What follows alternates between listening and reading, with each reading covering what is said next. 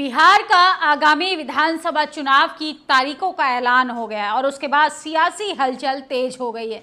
2 चरणों में चुनाव होगा। आखिर चुनाव आयोग को ये फैसला क्यों लेना पड़ा? 2 चरणों में चुनाव कराने की जरूरत क्या पड़ गई, जबकि तमाम लोग पहले से ही मांग कर रहे थे कि एक फेज में ही सारा चुनाव होना चाहिए, लेकिन 2 चरणों में बिहार विधानसभा चुनाव कराने की चुनाव आयोग ने जो है बड़ी अपील कर दी है और इसके साथ साथ 35 लाख नए वोटरों के नाम वोटर लिस्ट में जोड़े गए, जिसको लेकर चुनाव आयोग पहले ही सवालों के घेरे में था। क्या बिहार विधानसभा चुनाव का जो तारीख है वो पहले से ही सरकार के आदेशों पर प्लानिंग करके ऐलान की गई है? कल प्रेस कॉन्फ्रेंस के दौरान चुनाव आयोग ने जिस तरीके से तारीखों का ऐलान करने से बचाव किया, इससे क्या लगता है? तमाम लोग सोशल मीडिया पर सवाल भी पूछ रहे हैं, लेकिन सबसे बड़ी अपडेट फिलहाल हम आपको बता रहे हैं कि बिहार चुनाव को लेकर तारीखों का ऐलान हो गया है। 6 नवंबर को 121 सीटों पर चुनाव होगा। 11 नवंबर यानी दूसरे चरण में 122 सीटों पर चुनाव होगा और काउंटिंग मतगणना होगी 14 नवंबर को। तो 14 नवंबर को यह डिसाइड हो जाएगा कि बिहार की सत्ता पर कौन काबिज रहेगा और किसका सीएम के रूप में राज तिलक होगा। बिहार में 6 और 11 नवंबर को वोटिंग, 14 को परिणाम आएंगे। इसके साथ साथ पूरा शेड्यूल जो है चुनाव आयोग ने अपने वेब पोर्टल पर जारी किया है। उसके बाद प्रेस कॉन्फ्रेंस भी जारी की है, जिसके बाद सियासी हलचल तेज हो गई है।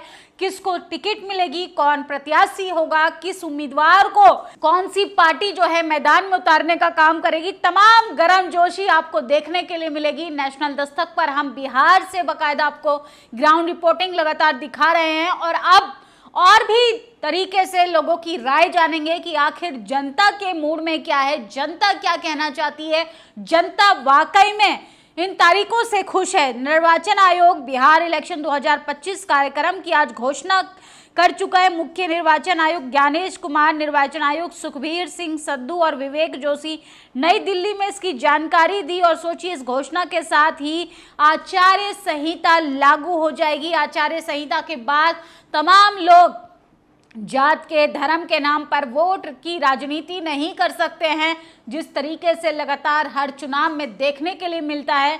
लेकिन केंद्र सरकार यानी मौजूदा भाजपा सरकार के लोग इस आचार्य संहिता का सबसे ज्यादा उल्लंघन करते हुए दिखाई दिए हैं, तो उनको भी खास ख्याल रखना चाहिए। बिहार में 2 फेज में विधानसभा चुनाव 6 और 11 नवंबर को वोटिंग, नतीजे 14 नवंबर को। कुल 40 दिन में चुनाव की ये पूरी प्रक्रिया होगी। बस चुनाव लड़ना रह गया है। ज्ञानेश जी, इस बार वो भी लड़ लीजिए। वैसे तो जेडीयू बीजेपी से अधिक सीट तो आप ही जीते हैं। तो लगातार तमाम लोग जो हैं वो चुनाव आयोग के प्रोफेशनलिज्म पर भी सवाल उठा रहे हैं और कह रहे हैं कि किस किस आदेश पर इन तारीखों का ऐलान हुआ। हमने 65% आरक्षण बढ़ाया था और बीजेपी आते ही खत्म कर दिया था।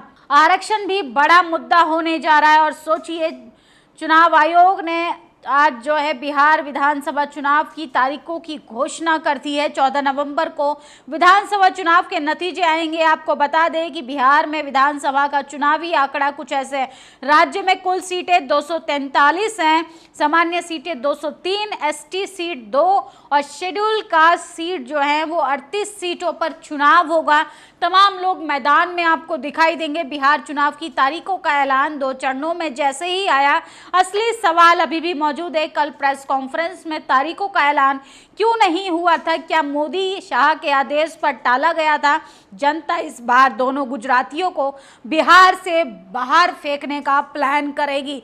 तो सोशल मीडिया पर सबसे ज्यादा चुनाव आयोग का जो भरोसा था वो कहीं ना कहीं खत्म होता हुआ दिखाई दे रहा है। लेकिन सबसे बड़ा अपडेट हम आपको बता रहे हैं कि बिहार विधानसभा चुनाव को लेकर बड़ा ऐलान हो चुका है। 2 चरणों में चुनाव होगा और 14 नवंबर को ये फैसला हो जाएगा कि सोशल जस्टिस की धरती पर कौन सत्ता पर काबिज होने जा रहा है।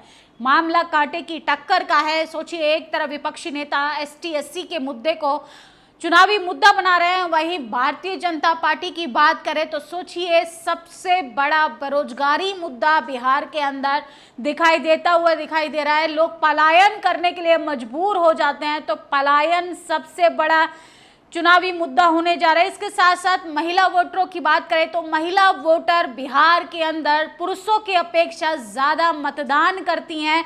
तो महिला वोटर जो हैं वो सेट करेंगी कि बीजेपी सत्ता पर काबिज होगी, इंडिया गठबंधन के हिस्से में जीत हासिल होने जाएगी या फिर इंडिया गठबंधन की। आपकी क्या प्रतिक्रिया है? इस अपडेट पर अपनी राय जरूर दीजिएगा। शुक्रिया। दस्तक की आपसे गुजारिश है कि अगर इसको बचाना चाहते हैं तो नेशनल दस्तक को सब्सक्राइब करने के लिए रेड कलर के सब्सक्राइब बटन को दबाएं, फिर बेल आइकन की घंटी दबाएं। नेशनल दस्तक को बचाने के लिए बहुत जरूरी है कि हर खबर को शेयर करें, लाइक करें, कमेंट जरूर करें।